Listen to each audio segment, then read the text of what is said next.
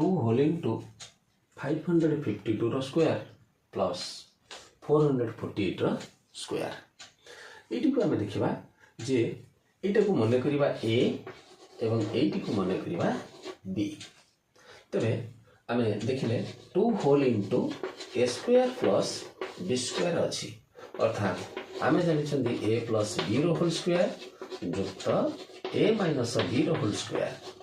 हेले 2 whole into ए square plus B square हम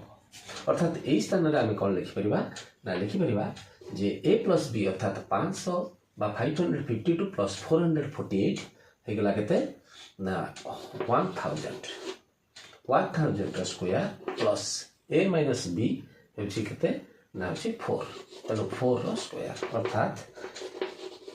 हम देखिले 3टा शून्य अछि अर्थात 6टा शून्य लागिवो एवं 4 चौ केते 16 1 0 0 0 0 1 6 तार उत्तर आसीबो 53 रो वर्ग युक्त 47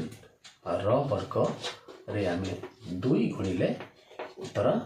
केते हबो एटी आपण कमेंट बॉक्स रे निश्चित भाव रे उत्तर देबे बोली आशा करूछी धन्यवाद।